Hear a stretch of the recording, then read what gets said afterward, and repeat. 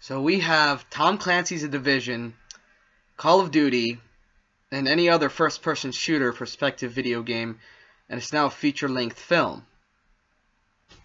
Well, anything's possible these days. What the fuck? Hey guys, Psychoculture's Anarchy here with a very there's really nothing special about this. Hardcore Henry.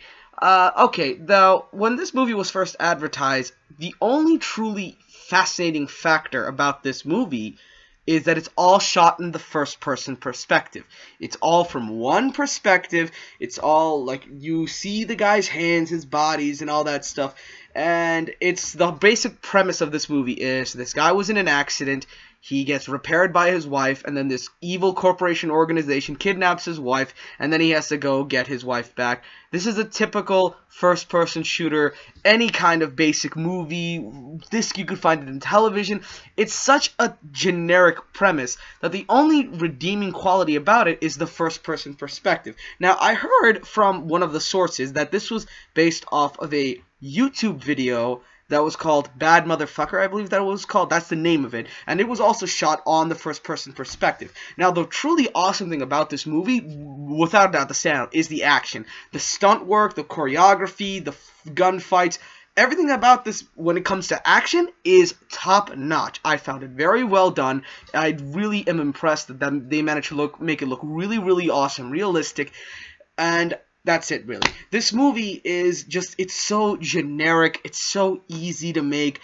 Again, it's a video game first-person shooter movie come to life. There's some cool shots in this movie when he's on the highway chasing after those guys, machine guns blazing, and the only actor who really makes this movie really fun is Charlito Copley, I believe his name is. But other than that, this movie is just not that good. It's not that entertaining. Charlito's the only funny, and the action is okay.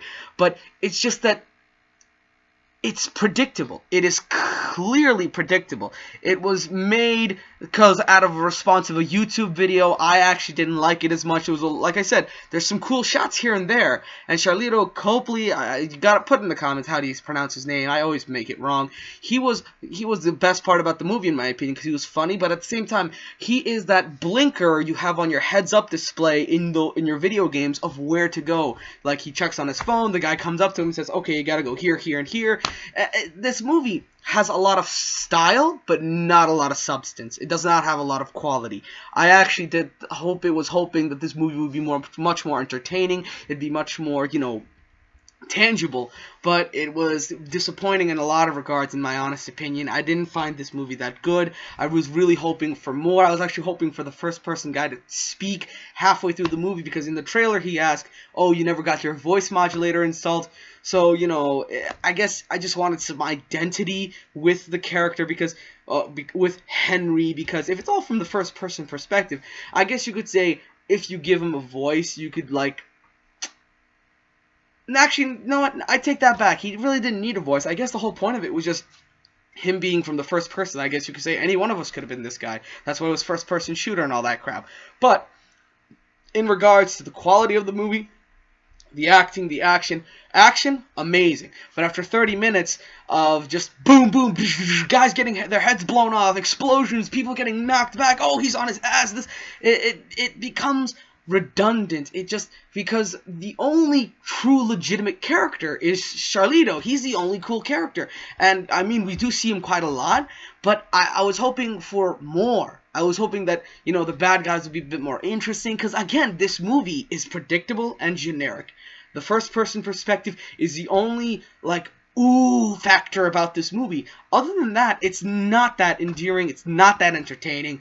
If you're an action fan, you might enjoy this. If you're a first-person shooter fan, you might enjoy this. But overall, this movie was not that, exciting, wasn't that good. So I give this movie a 5 out of 10. Or maybe even 4, because again, there's not a lot of quality or substance to this movie other than the first-person perspective. That's what they were marketing this movie as. It was all from the first person. But other than that, when you really, really look at it, there's nothing else left to it. So guys, that's all there really is to say about this. If you want to check it out, I guess you could. I mean, you still got Batman vs. Superman and Deadpool in the weekends right now, so why don't you go check that out instead. But if you want to see a quick first-person action movie, go see this one. But I wouldn't recommend it. I didn't like it. So, that's all. Sorry, guys. Like, comment, subscribe, and share. Everything like that. And I will see you guys soon. Sorry, psychotics. You stay crazy and all that. And, a lot of work this weekend, my friends. A lot of work. And stay tuned for tomorrow. This is airing, I believe, on the 8th or the 9th of... Dang, I always hate mixing up the days. It is the 9th. So tomorrow on April 10th, I'm posting up my small talk of the decline of public civilization. I'm really, really excited about that one, so please check it out when it comes out, and I'll see you guys next time.